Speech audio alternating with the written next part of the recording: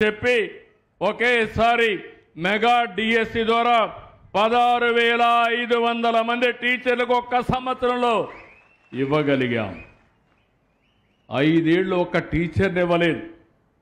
పిల్లలకు బాగా చదువు చెప్పామంటారు, టీచర్ లేకుండా చదువు చెప్తారో నాకైతే అర్థం కావడం లేదు. కనీస ఇంగిత జ్ఞానం లేకుండా మాట్లాడతారు. ఇలాంటివన్నీ మనం చూస్తే చాలా దారుణంగా అవకతవకలు జరిగే పరిస్థితికి వచ్చింది. ఇంకో పక్క ఆటో డ్రైవర్ సేవలు, మత్స్యకారుల సేవలు, ఇంకో పక్క అన్నా క్యాంటీన్, ఇలాంటివన్నీ పెట్టడమే కాకుండా అర్చకుల కోసరం, అదే మరిగా ఇమాములు మౌజముల కోసరం, అదే మరి పాస్టర్ల కోసరం ఆందోళన పెంచే పరిస్థితికి వచ్చామని చెప్పి కూడా నేను మీకు తెలియజేస్తున్నా. ఇవన్నీ ఎందుకు చేశామని మీరు ఒక్కసారి ఆలోచిస్తే నేను ఒకటే ఆలోచించాను. ఈ రాష్ట్రంలో మీరందరూ కూడా గౌరవప్రదంగా ఉండాలి. నేను ఆ రోజు ఎన్నికల ముందు ఒక మాట మీకు చెప్పాను. ఆ రోజు చెప్పింది నేను మిత్రుడు పవన్ కళ్యాణ్ గారు జనసేన అధినేత, అదే మరిగా బీజేపీ ఏదైతే నరేంద్ర మోడీ గారి ఆధ్వర్యంలో ఉండే కేంద్ర ప్రభుత్వం అందరం కలిసి మీ దగ్గరికి వచ్చాం. నేను ఒక మాట చెప్పాను, నాకు అనుభవం ఉంది, కానీ రాష్ట్రం దివాలా తీసింది, భ్రష్టు పట్టింది. ఈ రాష్ట్రాన్ని మళ్ళీ బాగు చేయాలంటే అందరి సహకారం కావాలి. అందుకే కలిసి వచ్చాం, ఆశీర్వదించండి. ఇది నా కోసరం కాదు, ఈ రాష్ట్ర భవిష్యత్తు కోసరం. అదే మాదిరిగా మిమ్మల్ని అడిగింది నేను, ఈ రాష్ట్రాన్ని పునర్నిర్మాణం చేస్తాం, పూర్వ వైభవం తీసుకొస్తాం. ఒక పక్కన సంక్షేమ కార్యక్రమాలు ఎప్పుడూ ఇవ్వని విధంగా సూపర్ 6 కానీ మిగిలినటన్నీ ఇస్తారని చెప్పాను.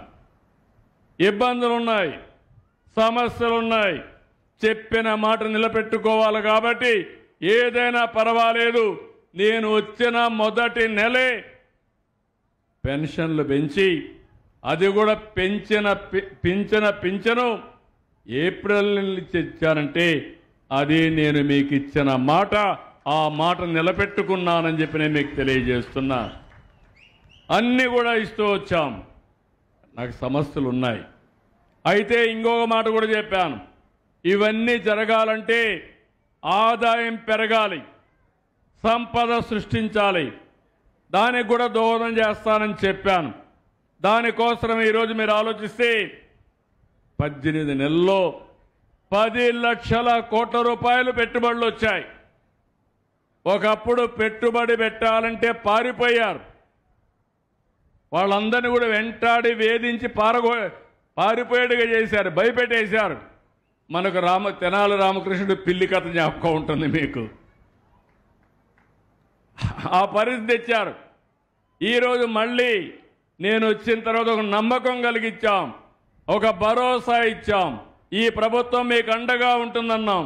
దేనికోసం అంటే నా కోసరం కాదు, నా బిడ్డల కోసం, ఈ రాష్ట్రంలో ఉండే ప్రజలకు ఉద్యోగాలు రావాలి, పిల్లలకు ఉద్యోగాలు రావాలి. అది రావాలంటే పెట్టుబడులు రావాలని చెప్పాం. రేపు ఎల్లుండి మళ్ళీ 3 రోజులు విశాఖపట్నంలో పార్ట్నర్షిప్ సబ్మిట్ ఉంది. ఇంకొక 10 లక్షల కోట్ల రూపాయలకి ఎంఓయూలు చేస్తున్నాం. అంటే మొత్తం కలిసి 20 లక్షల కోట్ల రూపాయలు, 21 లక్షల మందికి ఉద్యోగాలు తెప్పించే బాధ్యత మాది. ఎప్పుడన్నా విన్నారా మీరు? వైఎస్ఆర్ కాంగ్రెస్ పార్టీలో ఎప్పుడైనా ఉద్యోగం మాట విన్నారా మీరు అని అడుగుతున్నా. పెట్టుబడులు వచ్చాయని మిమ్మల్ని అడుగుతున్నా. అది అప్పటికి ఇప్పటికి వ్యత్యాసం. ఇది 2 ఏళ్లలో ఇది వస్తాయి, ఆ తర్వాత ఇంకా వస్తాయి. ఆకాశమే హద్దుగా ముందుకు పోతామని చెప్పి కూడా నేను మీకు తెలియజేస్తున్నా.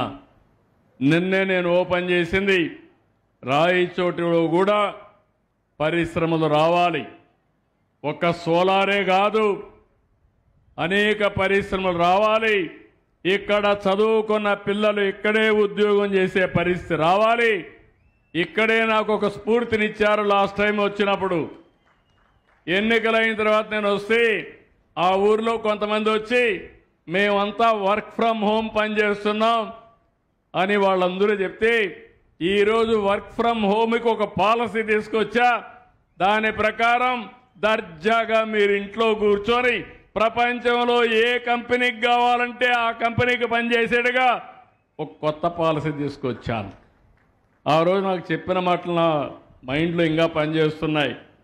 సార్, నేను ఇక్కడి నుంచి పనిచేస్తున్నా, ఒక ఆయన 5 లక్షలు 6 లక్షలు వస్తా ఉంది.